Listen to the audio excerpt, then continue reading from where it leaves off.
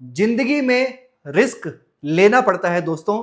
या तो तुम रिस्क लोगे और जीत जाओगे, या तो फिर तुम सीख जाओगे। दोनों केसेस में ना तुम ग्रो ही करते हो, कुछ ना कुछ ग्रो करते हो। नमस्कार दोस्तों, मैं ज्योतिष आचार्य सचिन कुकरेती आप सबका अपने चैनल नीलकंठ ज्योतिष में हार्दिक अभिनंदन करता हूं।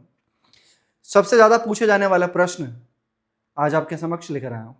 आपने स्वयं थंबनेल में देख लिया होगा उन सवालों के जवाब जो अक्सर लोग पूछते हैं, कंफ्यूज भी होते हैं लेकिन पूछते भी हैं कि हमारा जन्म मकर राशि में क्यों होगा।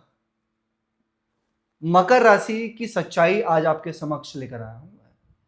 मकर राशि में जन्म क्यों हुआ, मकर राशि की कड़वी सच्चाई।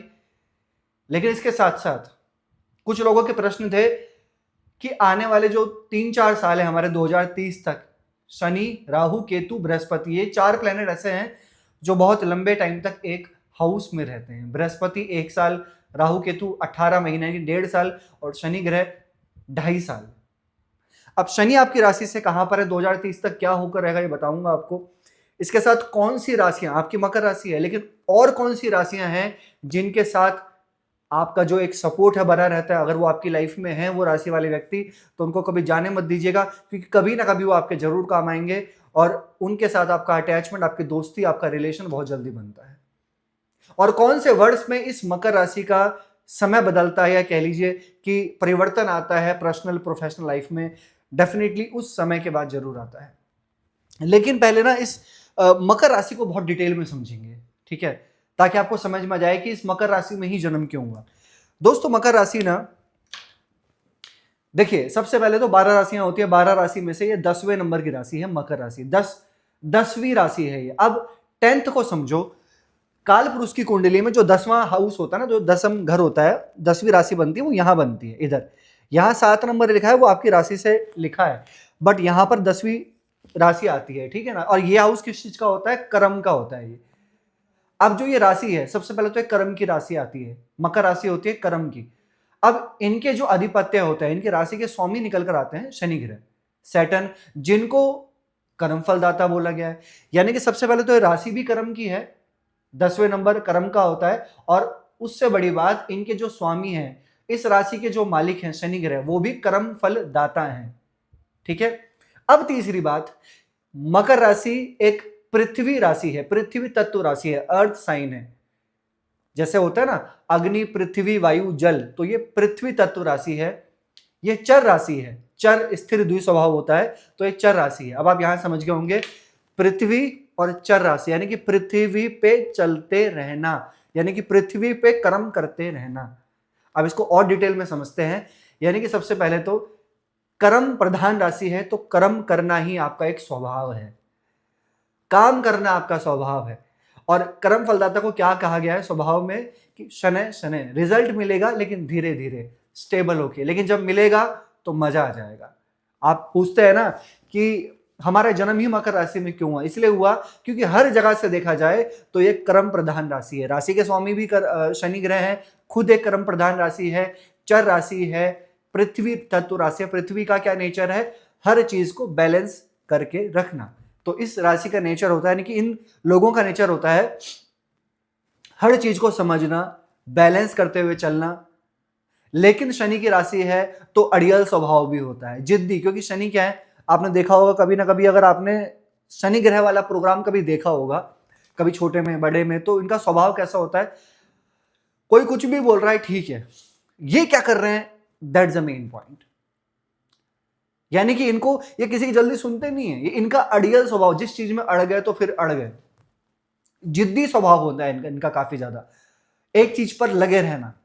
लेकिन हाँ, जब मेहनत करते हैं, जैसे मतलब कर्म की राशि है तो मेहनत करते हैं, तो डेफिनेटली मेहनत बहुत करते हैं, अपने आप को लगे रहेंगे उस काम में। लेकिन जब करेंगे तब, क्योंकि ये शनै है, धीरे धीरे उस काम को, धीरे स्लो स्टार्ट करते हैं ये। इसका मतलब इनके अंदर लेजीनेस आता है, पहले इनके अंदर वो आलस्य आता है, जगाना पड़ता है इनको इनको इनको पुश करना पड़ता है कि करो करो, काम करो, एक्शन में लेकर आओ, फिर धीरे धीरे चीजों को लेकर आते हैं। कर्म प्रधान राशि है, लेकिन स्टार्टिंग में इनके अंदर लेजीनेस भी होता है, लेकिन जब करते हैं तो फिर धीरे धीरे उस काम में लगे रहते हैं, इसलिए इनको रिजल्ट धीरे मिलता है, लेकिन जब मिलता है तो मजा आ जाता है। इसके बारे में भी मैं आगे आपको बताऊंगा। अभी चलिए, अब ये मकर राशि है, कौन सी राशियां हैं जिनके साथ आपका बहुत अच्छा रहेगा, चाहे फ्रेंडशिप हो, मैरिड लाइफ हो, दोस्ती हो, वो राशि वाले लोग आपके लिए बहुत बेस्ट होंगे। वृषभ राशि, मिथुन राशि, कन्या राशि, तुला राशि और कुंभ राशि। अगेन रिपीट कर देता हूं आपको, वृषभ राशि, मिथुन राशि, कन्या राशि, तुला राशि और कुंभ राशि। ये वो राशि वाले लोग हैं कि डेफिनेटली इनका साथ आपको कभी नहीं छोड़ना चाहिए, बेस्ट होगा आपके साथ इनका रिलेशन एंड सब कुछ।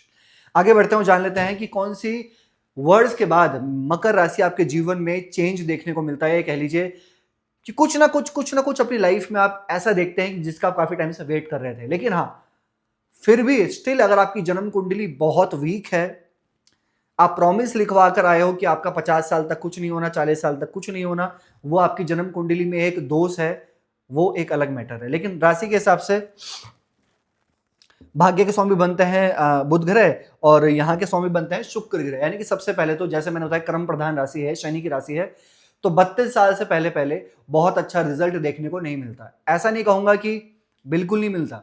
अब आपकी जन्म कुंडली में लिखा है कि आप 24 साल में चमकोगे, तो वो चमकोगे ही चमकोगे, फिर कुंडली को कोई नहीं बदल सकता।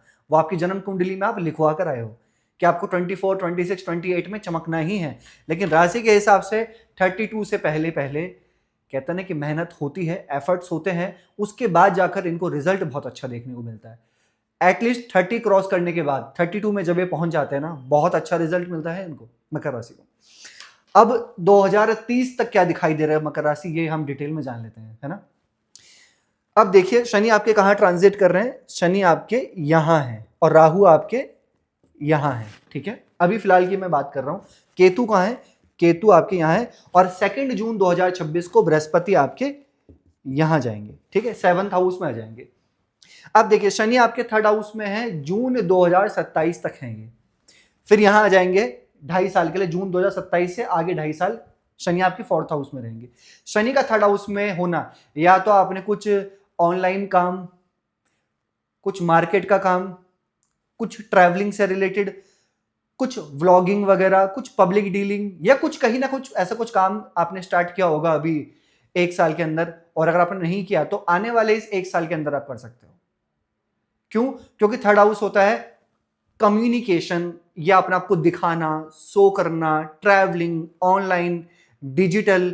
अगर ऐसा कोई काम आपने स्टार्ट किया है, कोई भी काम, चाहे आप किसी भी तरीके का इंस्टाग्राम, यूट्यूब, फेसबुक या कोई भी ऑनलाइन काम कर रहे हैं और आपने स्टार्ट कर दिया है, मुझे दिख रहा है कि या तो कर दिया होगा या फिर करने वाले आने वाले 1 साल के अंदर अंदर कुछ ना कुछ मेहनत तो करोगे आप।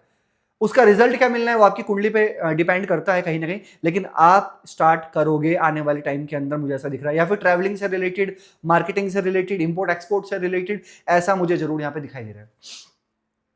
इसके साथ अभी कुछ टाइम के अंदर अंदर 1 साल पहले अगर आप मान के चलें, अभी कुछ टाइम पहले या तो आपके लव रिलेशन में किसी ना किसी तरीके का कोई प्रॉब्लम हुई होगी, मुझे शेयर कीजिएगा, कमेंट कीजिएगा कि आपके लव रिलेशन में किसी तरीके की कोई मिसअंडरस्टैंडिंग हुई है, या फिर आपके स्टमक, आपके पेट से रिलेटेड किसी तरीके की कोई परेशानी हुई है आपको, जैसे कि कॉन्स्टिपेशन होना, या आपको डाइजेशन, लीवर, कुछ ना कुछ ऐसे पेट से रिलेटेड आप कहीं घूमने फिरने जा रहे हैं और आपका स्टमक रिलेटेड आपको परेशानी हुई है क्या, आगे चलकर आपको थोड़ा सा ध्यान रखना है।